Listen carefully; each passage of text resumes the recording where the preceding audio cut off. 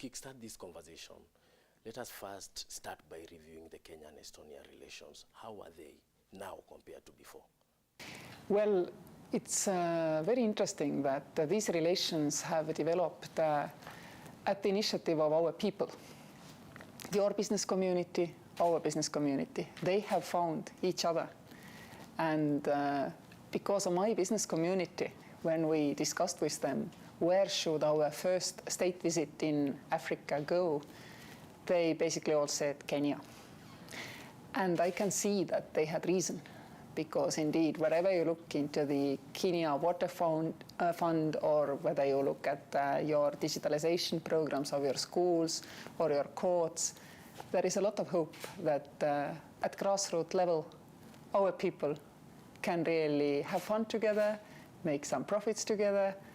And I see your business trusts our business in this sense that Estonian companies are small. We do not come with ready-made solutions and big workforce. We come to develop solutions with your clusters here. And also, these solutions are always tailor-made. And I believe this characterizes best the relations between Estonia and Kenya. They're tailor-made to suit our people. Your Excellency, and of course, talking about, the Estonian delegation saying that your maiden trip in Africa should be in Kenya. I come to ask you this question. How is your experience in Kenya? And of course, this is your first trip to Africa. Not to Africa, first state visit to African country from Estonian president, but I've been several times to Africa, to African Union, to Smart Africa meetings, Rwanda, Senegal, Benin. So I've been to Africa, and I have many friends already on this continent. So I haven't had, I have to say, never time to look at African nature yet.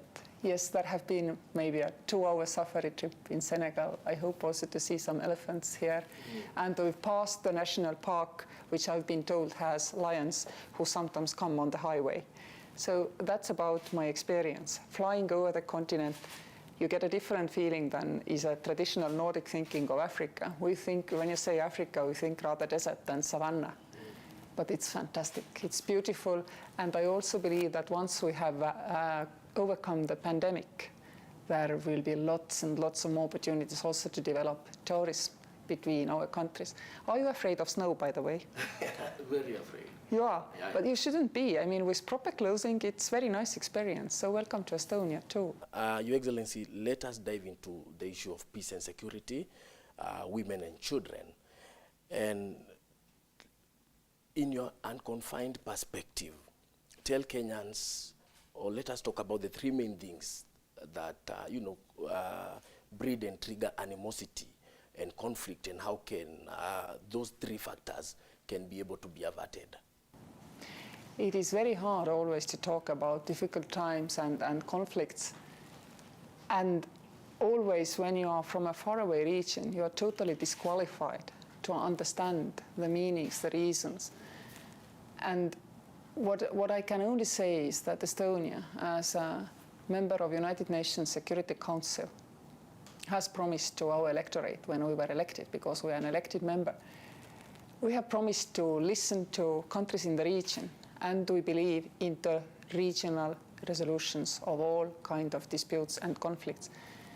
I really believe that African issues should have African-led solutions. Estonia stands for this on all multilateral fora. Also, being part of the European Union ourselves, we are very much supporting the approach to work with African Union, so that AU contacts can really help to make our 2 universes function better together. I've been really welcoming the African Union decision, which is now ratified by member states, to create 4 freedoms on this continent, because this will create lots and lots of development opportunities on this continent. And when there is plenty of bread, there is less animosity and less conflict. Your Excellency, talking of the United Nations Security Council, what is the greatest achievement, what is the greatest contribution and most successful advocacy of Estonia now that Estonia is a member of the UNSC? We've been a little bit opportunistic in our approach, because when we were still running, some people who are more knowledgeable, because it's our first day in the SC, they said that small countries do not have many opportunities. Of course, you stand up always for international law, because international legal space is the only guarantee of the independence and prosperity of small nations. That's why we are elected. But we also made a campaign promise to our electorate to bring cyber issues into the Security Council. There have been many working groups in UN and globally which have demonstrated that the way we handle our analog conflicts or traditional, conventional conflicts applies also in the cybersphere, that the same international law and national for that matter should apply in cybersphere. Yet, up to the 2020, Security Council had not discussed the cyber issue. We made a campaign promise to bring it to the Security Council. And of course, we knew that during our stay there, in all probability, unfortunately, because there are many conflicts which SC is monitoring, one of them will have a cyber element, because cyber conflict is normally motivated by a traditional, conventional conflict going on. And this was the case last year in March. Georgia was attacked, and together with UK and US, we took this issue up in Security Council and discussed also attribution of this conflict. And thereafter, we followed through with an ARIA, which is informal meeting in the Security Council, to arrive then this year during our Council presidency to already a formal discussion in Security Council of the conflict. Now, I admit that we managed to create the understanding and, I mean, case law, which allows you to discuss cyber conflict in Security Council if it is associated to traditional, conventional conflict. Next step must be that if you even don't have a conventional issue going on, but somebody attacks by cyber means a country's sovereignty, and we are all at risk here, then you have to have a place in multilateral community where to go and attribute and seek protection of multilateral system. Security Council is the only place we have for that. And as academic world has agreed that analog and digital apply the same rules, then this is kind of a natural development. So we are proud that we've been able to catalyze a little bit.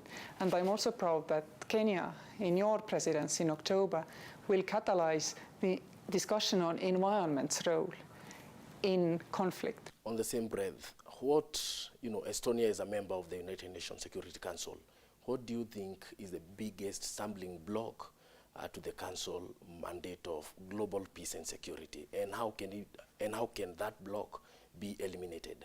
There is not a single stumbling block. If you look at every conflict, every resolution, every pen holdership, every mandate, I mean, various global interests come together as a kaleidoscope. And now the role of the members, both permanent and elected members, is to turn this kaleidoscope in a way that we can alleviate suffering through the conflict. We stick to international law and previous agreements, and we try to step by step advance by making sure that the picture of tomorrow is safer and surer than it was yesterday. Is it a perfect mechanism? Hardly so. We know it. But this is the only one we have. This is the best one we have. And therefore, I mean, if we can make it better, for example, I'm for Africa having a permanent seat in the Security Council. But nevertheless, we cannot say that it's not functioning, it's inefficient. It's the only one we have. So let's make it work as well as we can. And I know that all member states are striving to do that. The European Union and its nations, where Estonia is a member, is known for its proactive and authoritative issues, especially on matters to do with disputes and conflict resolution, an almost complete opposite of what is happening at the African Union. Tell us more about the strengths of the European Union in this particular aspect. Well, European Union does not have a common foreign policy. It has many pillars, but foreign policy is not one of them. It is an economic union. And it guarantees the 4 freedoms for our citizens, like African Union now is planning to guarantee for your people. But it is the biggest and richest economic sphere and space. And as such, indeed, it has kind of a positive influence on global processes. For example, if you look at the green turn and stopping polluting the planet with CO2, Europe is a big and rich market, and if this market says that you cannot emit any CO2 by 2050, the technology recognizes this. The market is already reacting. Banks are not financing, brown projects anymore, only green projects in Europe.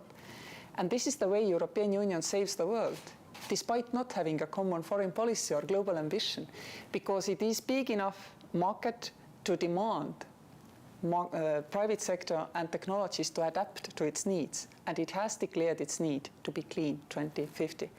This is exactly a good example how this kind of soft power of European Union can actually change and shape the world. When it comes to more imminent and pertinent issues, then when we are in Security Council, we coordinate, of course, closely our positions, and we stick together in our worldview stance as well, because we are like-minded countries.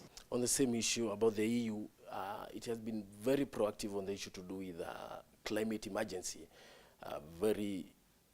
an issue that has brought a lot of uproar globally.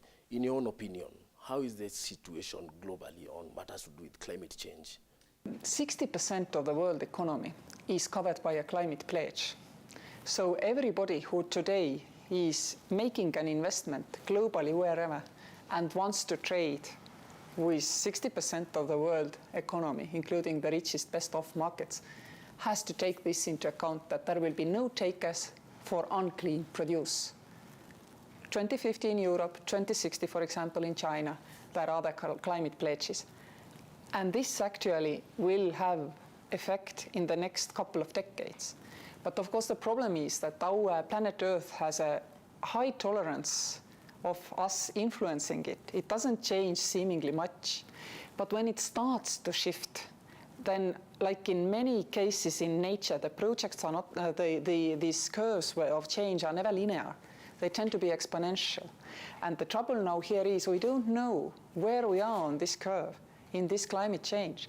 And even if we stop all pollution, we might find ourselves in the situation where we need to start extract CO2 from the atmosphere to make sure that the quicker stop now this kind of moving up on the curve of climate change. So we are in a deepest urgency, and I would advise us all to work with this urgency as we did with the COVID pandemic urgency, where it took us far less than normally to find vaccination opportunities. It's still taking some time to up the vaccine production capabilities globally so that everybody will have plenty of the vaccines.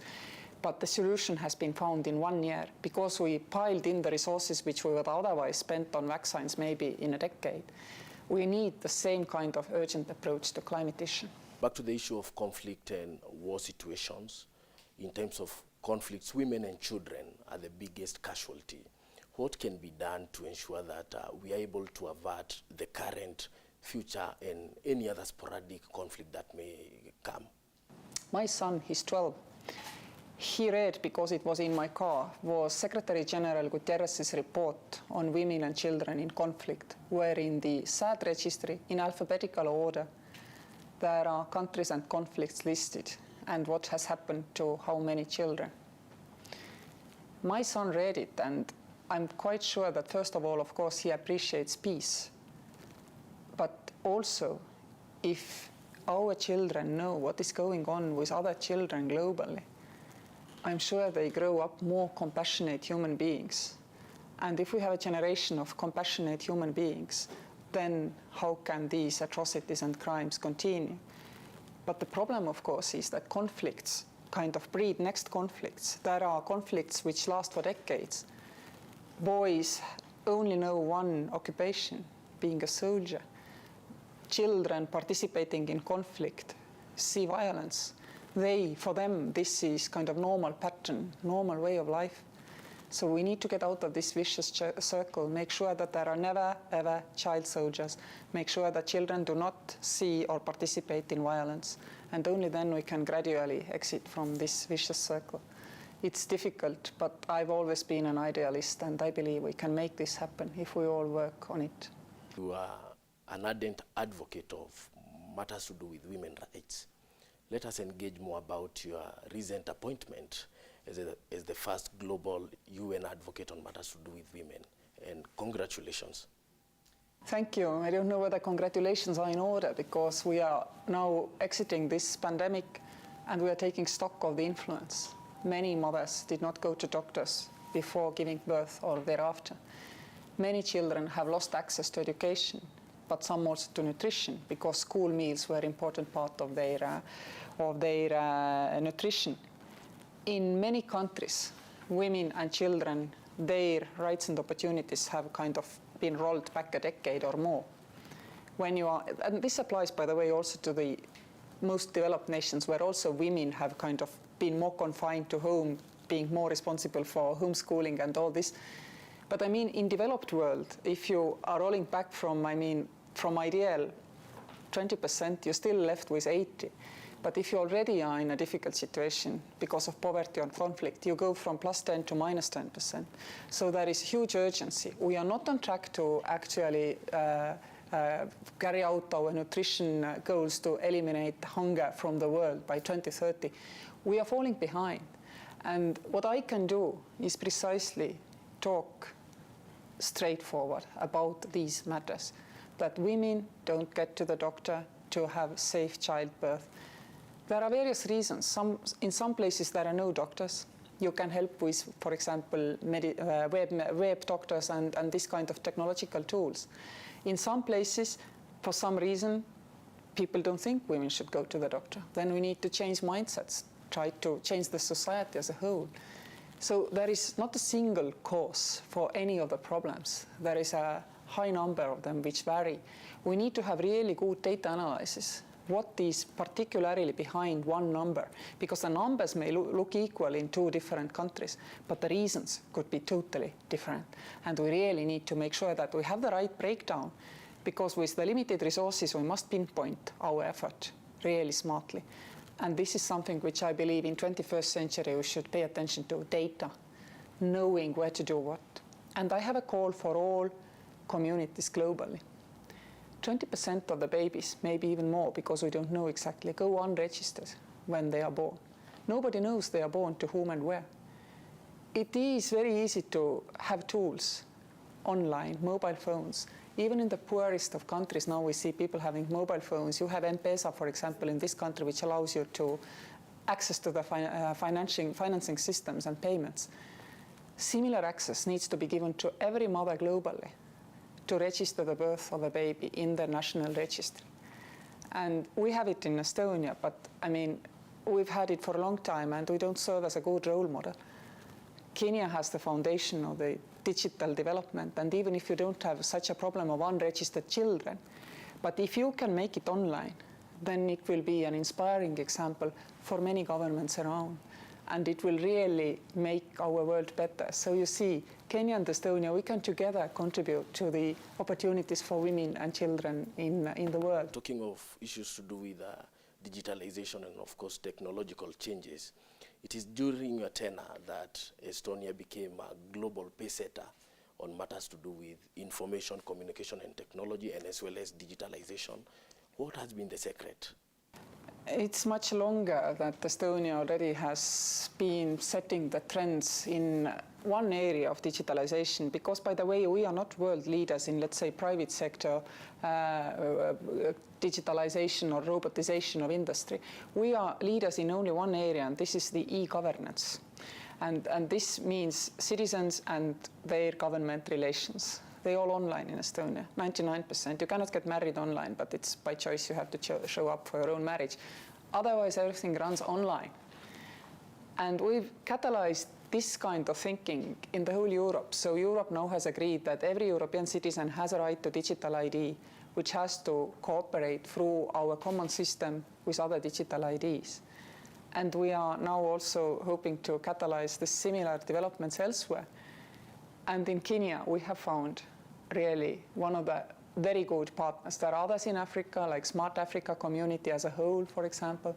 But definitely, today I heard about your digitalization of your public registry.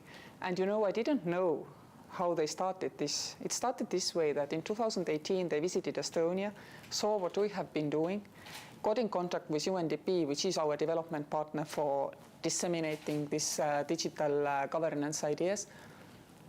And then they started moving. I didn't know it, but when I was sitting there, I recognized the pattern. This single platform, everybody has the digital ID code.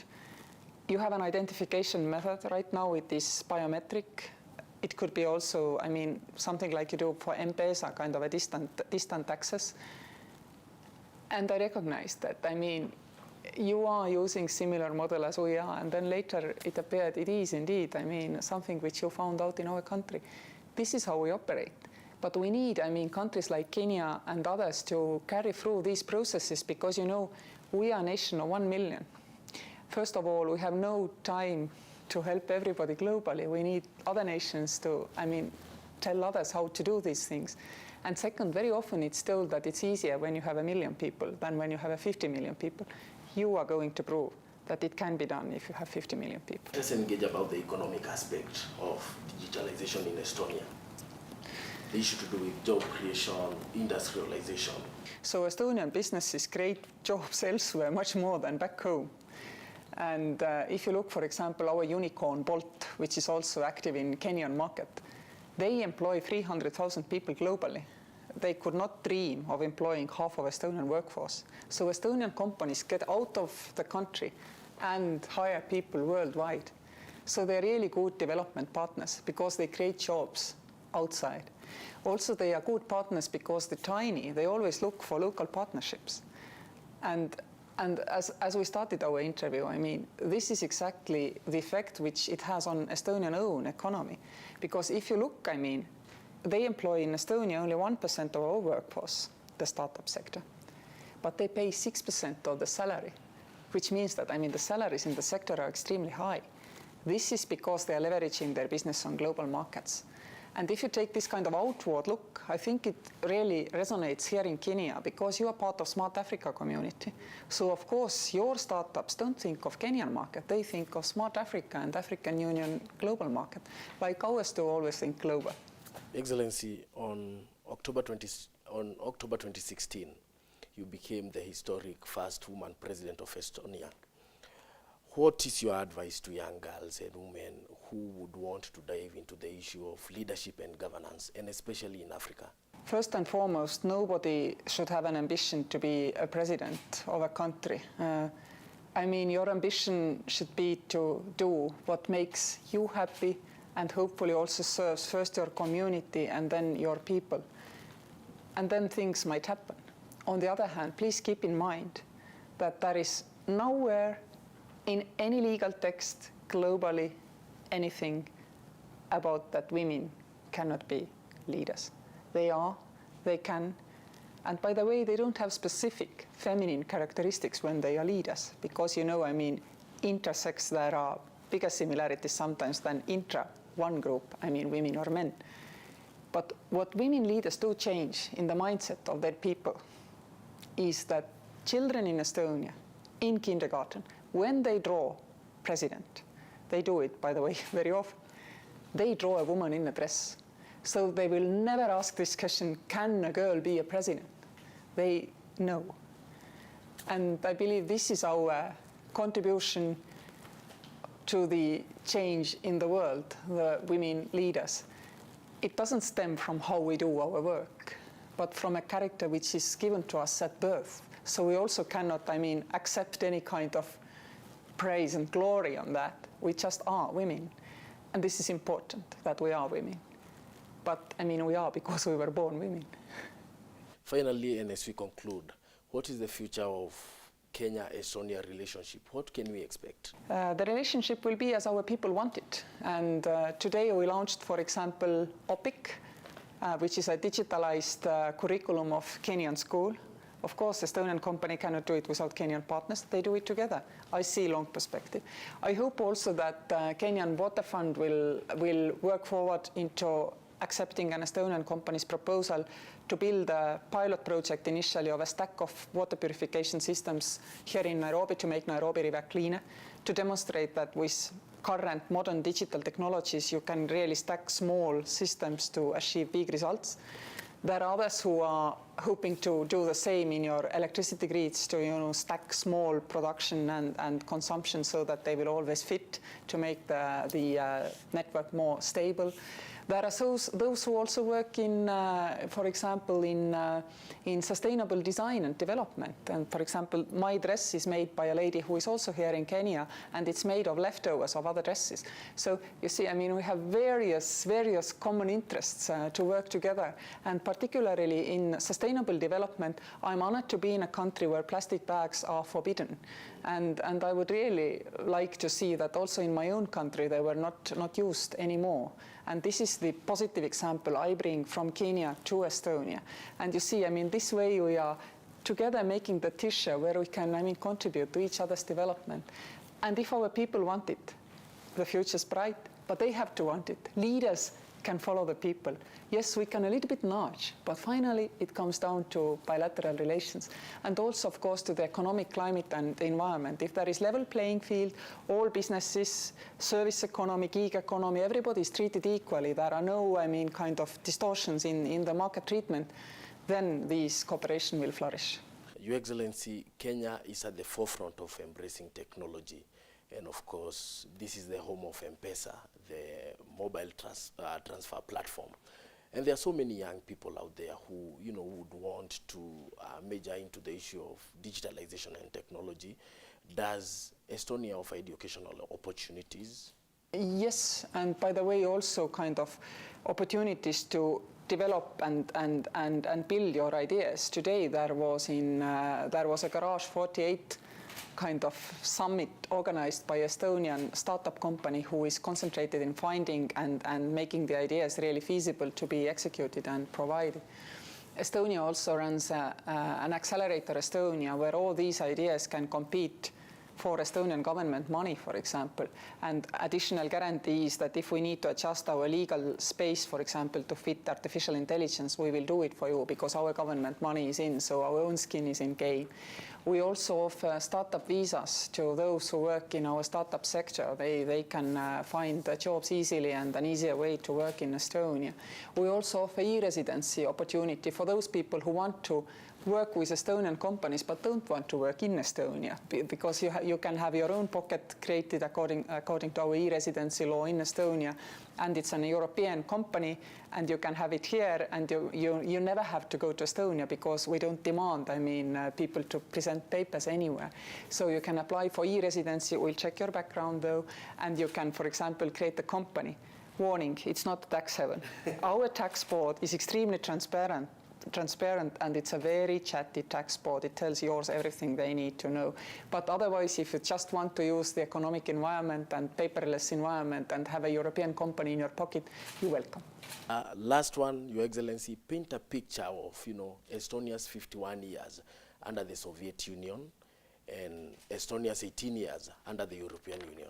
I mean, about Soviet, I don't have to paint that picture. I mean, my grandmother served 9 years in Stalin's Gulag for being anti-communist. She did nothing. I mean, she didn't kill anybody. She didn't even organize mass demonstrations.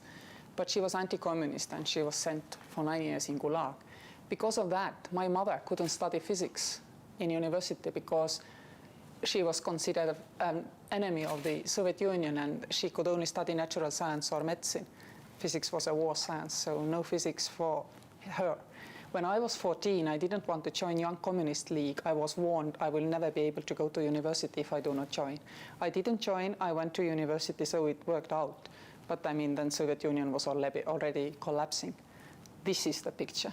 I don't have to paint it. It's a real one, I mean, in my own family and in all families in Estonia. My life and all Estonians, people's lives, changed radically 20th of August 1991. Yes, we didn't become rich, but we had freedom. So that's the biggest day of change in one day, which you could imagine in the life of people. You were free to speak out. You were not forced to sing the anthem, which is, I mean, alien to you. You could tell everything you thought. You could criticize the politicians of your own country. You could write articles about your ideas which did not fit the particular party ideas. You were